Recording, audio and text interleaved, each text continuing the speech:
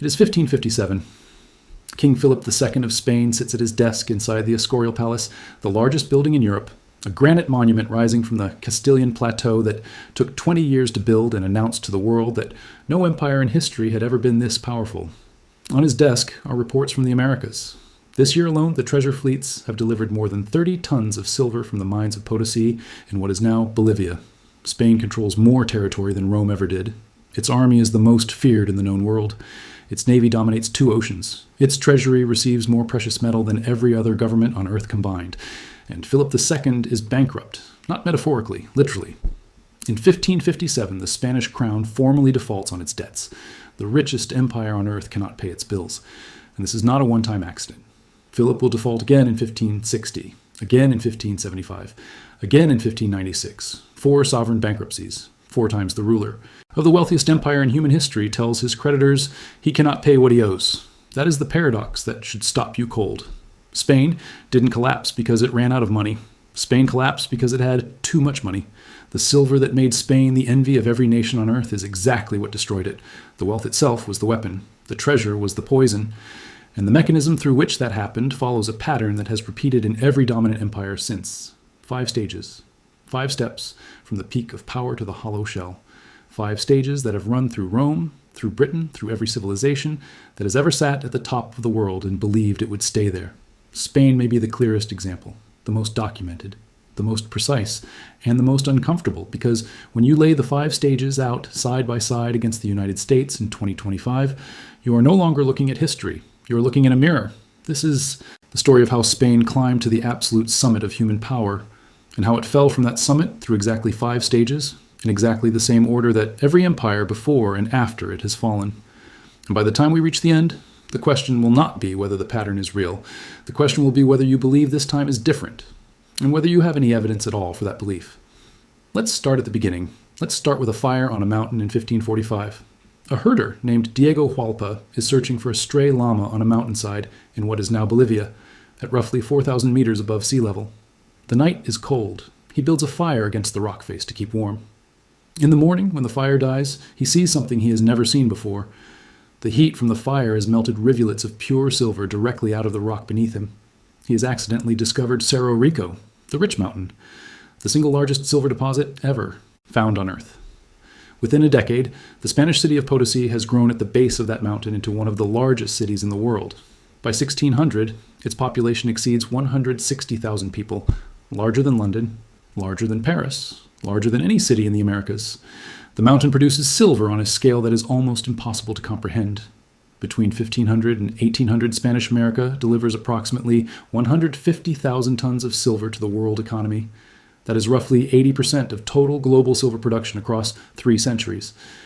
The treasure fleets cross the Atlantic in convoy, galleons riding low in the water under the weight of it. Silver bars, silver coins, silver dust. The Spanish crown takes its share, the royal fifth, 20% of everything extracted. What remains flows to merchants, nobles, and the church. Spain receives more external wealth than any nation in history, before or since. And this is where the first stage of the pattern begins, because the wealth created a trap. And the trap was invisible because it looked exactly like prosperity.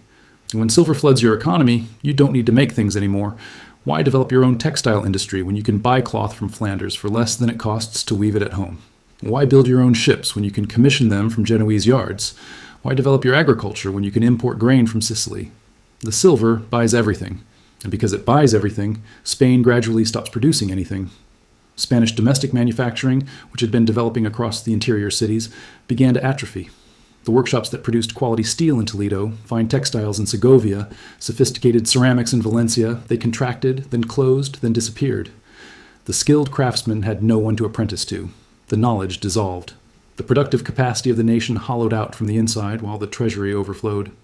Economists have a name for this mechanism.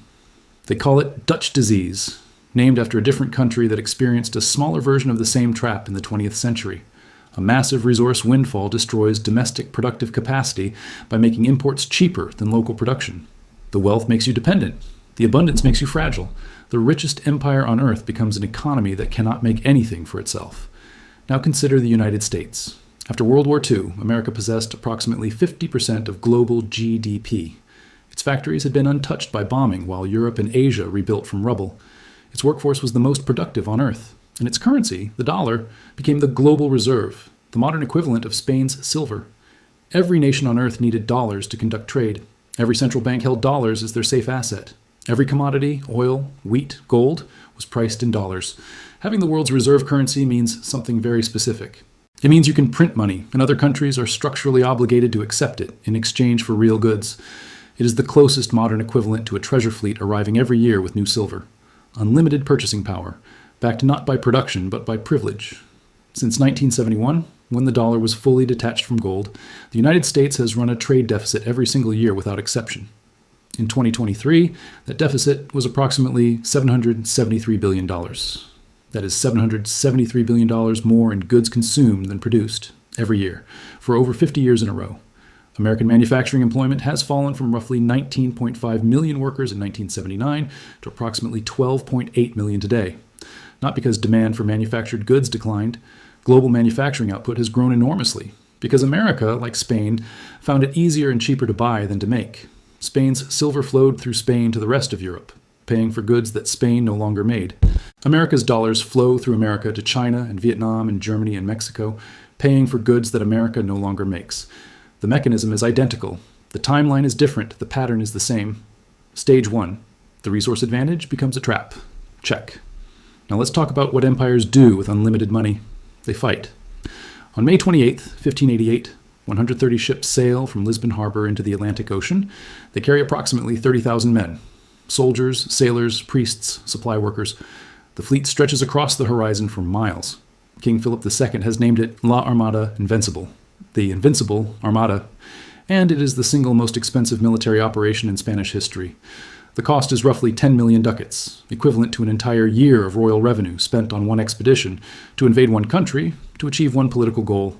The Armada fails. Storms scatter the fleet. English fireships drive it into the North Sea. Roughly a third of the ships and half the men are lost. Spain rebuilds because Spain can afford to rebuild. But the Armada is not the point. The Armada is just the most famous example of a pattern that is running across every theater of war simultaneously. Spain is fighting everywhere, all the time, at the same time. The 80 Years' War against the Dutch begins in 1568 and does not end until 1648. 80 years of continuous warfare to suppress Protestant independence in what is now the Netherlands. The Army of Flanders, the force-maintaining Spanish military presence in the lowlands, consumes approximately 1.5 million ducats per year for 8 consecutive decades. Wars in Italy, wars against the Ottoman Empire across the Mediterranean, wars against the French, wars against the English, colonial wars in the Americas, the Philippines, North Africa, campaigns to suppress Protestant movements across Central Europe, wars to protect the silver routes, wars to defend the ports that protect the ships that carry the silver that pays for the wars. Here's the critical mechanism that most people miss when they study Spanish decline. Spain wasn't fighting for survival. Spain was fighting to maintain control. It was fighting because it could afford to, until the point where it couldn't. The silver paid for armies. The armies required more silver. The more territory Spain tried to hold, the more it cost to hold it. The more it cost, the more silver was needed. The more silver arrived, the more inflation eroded its purchasing power, because flooding any economy with money makes that money worth less. Prices in Spain quadrupled between 1500 and 1600. The silver was worth less every year. The wars cost more every year, and the gap between available resources and military obligations widened continuously until the only solution was to borrow. And borrowing, as Philip II discovered in 1557, has a limit. The United States currently maintains approximately 750 military bases in at least 80 countries.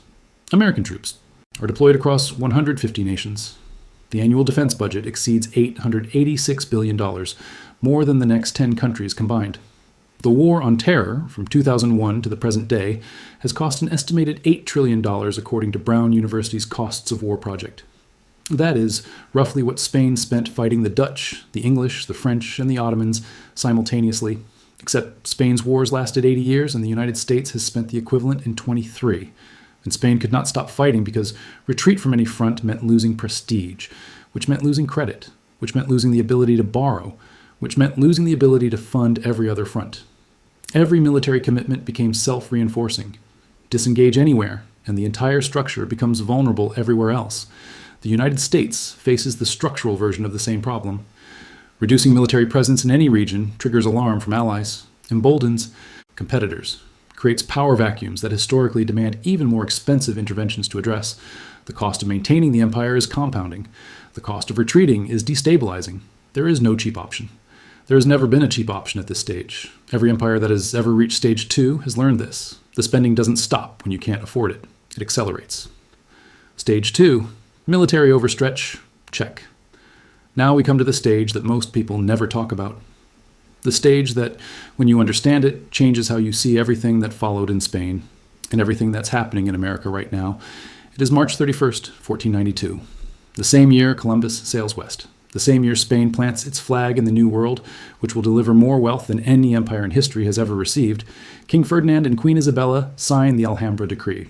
Every Jewish person in Spain has 4 months to convert to Christianity or leave the country. They must abandon their property. They cannot take gold or silver or coins. They can carry only what fits in their hands. Approximately 200,000 people are expelled.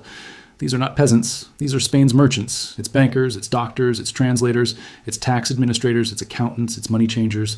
They are the commercial infrastructure of the Spanish economy. They are the people who know how to turn silver into trade networks, how to manage credit across borders, how to convert raw wealth into productive enterprise, how to make a financial system actually function. And Spain expels them. In the same year, it discovers the greatest source of wealth in human history. Spain destroys the people who knew what to do with wealth. Because religious purity matters more than economic function. Because ideology overrides productivity. Because the crown and the church choose the appearance of righteousness over the substance of a functioning economy. Sit with that for a moment. In 1492, Spain is handed the keys to unlimited wealth and hands away the people who could have used those keys intelligently. In the same 12 months, the same year, this is stage 3, and it does not stop there. In 1502, the remaining Muslim population is given the same ultimatum. Convert or leave. Many convert. They become known as Moriscos, but they are never fully trusted, never fully accepted, always watched. In 1609, King Philip III makes the final decision. The Moriscos are expelled entirely, approximately 300,000 people forced out. The Moriscos were Spain's agricultural workers, its irrigation engineers, its silk producers, its craftsmen in the southeastern provinces. The regions they left, Valencia, Aragon, Murcia, experienced immediate, measurable economic collapse. Valencia lost an estimated 1/3 of its entire population in a single year. Agricultural output in those regions fell sharply and did not recover for decades. Irrigation systems that had been maintained for generations fell into disrepair because the people who maintained them were gone. Meanwhile, who accumulated the wealth that the productive classes left behind? The church and the aristocracy, the Spanish church, owned an estimated 1/5 of all land in Castile. The aristocracy controlled most of the rest. Neither the church nor the aristocracy produced anything in the economic sense. They collected rents, they administered estates, they consumed. The silver flowed to them, and from them it flowed out of Spain to pay for the imports that Spain no longer produced domestically. The Inquisition ensured that commercial initiative was dangerous. Being visibly successful as a converso, a converted Jew, could attract investigation. The incentive structure was unambiguous. Wealth was safe in land and aristocratic titles. Wealth was dangerous in commerce and innovation. Capital flowed toward safety and away from risk, away from the productive activities that create economic growth. The people who had wealth didn't make things. The people who made things didn't have wealth.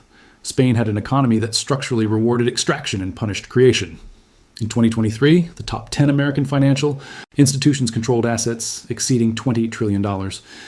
The financial sector's share of U.S. corporate profits has grown from approximately 10% in 1950 to over 30% today. 30% of corporate America's profits come from moving money around, not from making things, not from building things, from financial intermediation, from managing the flow of capital between parties. The largest single category of economic activity in the most powerful nation on earth is not production. It is finance. Meanwhile, real median wages adjusted for inflation have been essentially flat since the 1970s. The cost of the inputs that build a productive middle-class life, housing, healthcare, education, has grown 3 to 5 times faster than wages over the same period. The manufacturing workforce has shrunk by 1/3. The people who build and make and repair and create are being squeezed out of the economy, not by a religious decree, but by the structural logic of how wealth flows. Spain didn't expel its productive class through royal order. America's productive class is being priced out through economic incentive. The mechanism is different. The result is the same. Wealth concentrates at the top in assets that produce nothing. The people who actually make the economy run fall further behind every decade. The church and the aristocracy captured Spain's silver. Wall Street and the asset-holding class capture America's dollars. In both cases, the wealth sits at the top, disconnected from production, disconnected from the people who do the actual work. Stage 3. Elite capture and the hollowing of the productive class. Check. Which brings us to the stage that makes everything visible, the stage that reveals what has been happening beneath the surface for decades. In the port of Seville, in the early years of the 17th century, treasure galleons arrive from the Americas loaded with silver. Dock workers unload the chests. Tax officials count and register the crown's share. And then something remarkable happens. The silver leaves almost immediately. It flows out of Spain to pay for Flemish textiles, Genoese banking services, English manufactured goods, French wine, Italian weapons, Dutch cloth. The silver arrives and the silver departs, and all that remains in Spain is the accounting record of what passed through. A Venetian ambassador stationed in Madrid writes home in the early 1600s. He observes that Spain is like a mouth that receives food, chews it, and passes it to the other organs, retaining nothing but the taste and the smell. Read that again. A mouth that receives food, chews it, and passes it to the other organs, retaining nothing but the taste and the smell. That is not a decline narrative. That is not a prediction. That is a contemporary observer, watching in real time, describing with perfect precision what a stage 4 empire looks like from the inside. The wealth arrives, the wealth departs. The empire is a conduit.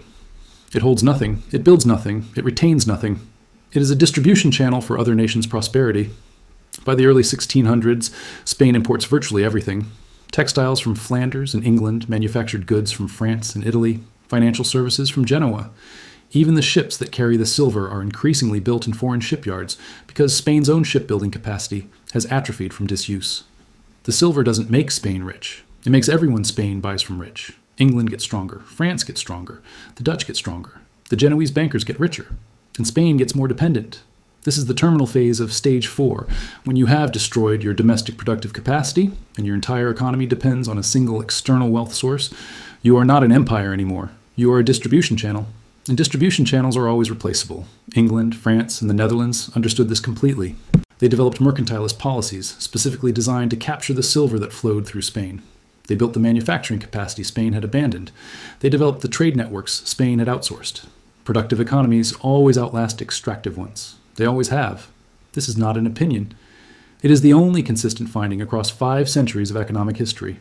In 2023, the United States imported approximately $3.1 trillion in goods. Consumer electronics, vehicles, machinery, pharmaceuticals, clothing, made in China, Vietnam, Germany, Mexico, India. Everywhere that still has the productive capacity, America has spent 50 years transferring abroad. The dollars that flow out to pay for these imports accumulate in foreign central banks. China holds approximately $770 billion in U.S. Treasury securities. Japan holds over $1.1 trillion. South Korea, Taiwan, and the Gulf states hold hundreds of billions more. These countries use those dollars to build infrastructure, to develop technology, to expand their own productive capacity. The dollars make them stronger. The dollars fund the competition. The parallel to Spain's silver is not metaphorical. It is structural and precise. America's reserve currency privilege allows it to consume far more than it produces, exactly as Spain's silver did. But the consumption enriches the producers, not the consumer. The dollars flow through America to the countries that actually make things, exactly as the silver flowed through Spain to the countries that actually made things. Spain's treasure fleet was its privilege and its poison simultaneously. America's reserve currency is the same thing. It lets you live beyond your means. And living beyond your means across decades destroys the means themselves. Stage 4. The wealth flows through, not to but check. And now we come to the stage that everyone sees, but no one wants to name. On May 19th, 1643, at a place called Rocroi in northern France, a French army meets the Spanish tercios in open battle. The tercios are the most famous military formations in the world. For 150 years, since the reign of Ferdinand and Isabella, the Spanish tercio has been considered invincible. Professional, disciplined, veterans of 100 campaigns across Europe and the Americas, no army in Europe has broken them in a century and a half of continuous warfare. They are not just a military force, they are a myth. They are the physical embodiment of Spanish supremacy. When you face the tercios, you are facing something that cannot be defeated. At Rocroi, the French break them, not a tactical reversal, not a strategic setback, a complete and decisive defeat. The tercios don't just lose a battle, they lose their mythology. The aura of Spanish military supremacy, maintained for 150 years through presence and reputation, and the accumulated weight of uncountable victories. breaks in a single afternoon on a field in northern France. But here is what you have to understand about the Battle of Rocroi. By 1643, Spain has already been declining for 40 years. The battle does not cause the collapse, it reveals it. Spain is still technically an empire in 1643. The flag still flies over enormous territories. The bureaucracy still functions. Silver still arrives from the Americas. On paper, it is still the most powerful state in Europe. But the substance is gone. The productive base has been hollowed. The wealth flows through. The military is spending faster than the silver arrives. The debts are compounding beyond any prospect of repayment. The battle at Rocroi is not the beginning of the end. It is the moment the end becomes visible to everyone watching. The Treaty of Westphalia in 1648 formally ends the 80 Years' War and recognizes Dutch independence. Spain has spent 80 years and more money than most nations will ever possess fighting to prevent the outcome that happened anyway. The Netherlands is gone. Portugal declares independence in 1640 and successfully breaks away after 60 years of union. European territories cede in war after war across the second half of the 17th century. And the American colonies, the source of all the silver, begin their independence movements in the early 19th century. The empire contracts piece by piece over 150 years, not through a single catastrophic event, but through a slow, grinding structural withdrawal from positions that can no longer be afforded. When Napoleon's army marches into Spain in 1808, they do not find a great power in decline. They find an empty shell, a bureaucracy without resources, an army without the equipment or the will it once had. A country that was the richest empire in human history has become a second-rate European power that will spend the next 2 centuries watching other nations make history while it recovers from the consequences of the pattern. The gold is gone. The productive class is gone. The military is exhausted. The institutions have been captured, and the wealth that was supposed to last forever flowed through Spain like water through a sieve, enriching every nation that actually made things, leaving Spain with the taste and the smell. Now consider these facts without editorial commentary, because they need none. The United States' share of global GDP has declined from approximately 50% in 1945 to roughly 25% today. Its share of global manufacturing output has fallen from 40% to under 17%. Its national debt has grown from $5.7 trillion in 2000 to over $36 trillion in 2025. Annual interest payments on that debt are approaching $1 trillion, more than the defense budget. Its infrastructure receives a grade of C- from the American Society of Civil Engineers. Trust in Congress sits at approximately 15%. Trust in the Supreme Court is at historic lows. Trust in elections is fractured across the political spectrum. The flag still flies. The military still deploys. The currency is still the global standard. The institutions still function. The myth is still intact. The question, the only question that matters, is whether the substance matches the appearance, or whether, like Spain in 1643, the mythology has outlasted the reality by decades. Stage 5. The collapse that doesn't look like a collapse, until suddenly it does. So let's take the 5 stages together and run through them one final time. Stage 1. Spain discovers unlimited silver. The wealth makes domestic production unnecessary. Why make anything when you can buy everything? The workshops close. The craftsmen disperse. The productive capacity atrophies silently while the treasury overflows. The resource advantage becomes the trap. The abundance becomes the weakness. Stage 2. The silver funds the most expensive military in the world. Wars on every front simultaneously. The Netherlands, Italy, France, England, the Mediterranean, the Americas. The cost compounds faster than the silver can cover it. The debts multiply. 4 bankruptcies under Philip II alone. The most powerful military on earth bankrupts the richest empire on earth in the same decade, over and over again. Stage 3. The church and the aristocracy capture the wealth. The productive classes, Jews, Moriscos, merchants, craftsmen, are expelled or suppressed or structurally excluded from the economy. The people who make things are removed or discouraged. The people who own things accumulate more. Wealth concentrates at the top, in assets that produce nothing. The economy loses the capacity to generate new wealth and survives only as long as the silver keeps coming. Stage 4. The silver flows through Spain to the rest of Europe, enriching every nation that actually produces goods. England gets stronger. France gets stronger. The Dutch build an empire. The Genoese bankers grow wealthy beyond reckoning. Spain becomes a conduit, not a destination. A distribution channel, a mouth that retains nothing but the taste and the smell. Stage 5. The invincible tercios break at Rocroi. The myth dies in one afternoon. The empire spends the next 150 years contracting, ceding territory, losing wars.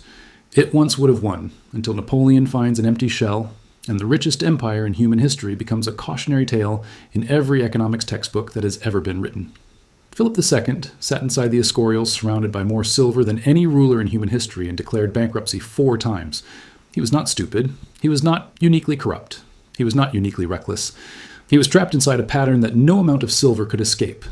Because the pattern does not require stupidity or corruption to operate, it requires only the conditions that already existed: a resource advantage that destroys production, military commitments that exceed revenue, a productive class pushed to the margins, wealth that flows through rather than to, and the slow, grinding, barely visible final stage where the myth outlasts the substance until suddenly it doesn't. Spain proves something that should matter to anyone paying attention in 2025. It proves that being the richest empire in the world is not an advantage. It is a test of whether you can maintain the productive capacity, the institutional integrity, the broad base of people who make things and build things and create things that made you wealthy in the first place.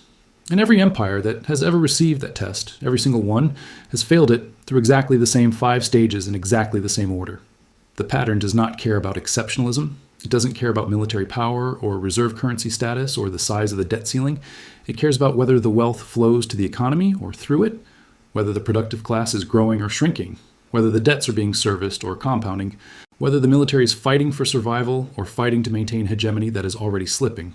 And on every one of those metrics, the evidence is not ambiguous. The pattern is running. It has been running for 50 years.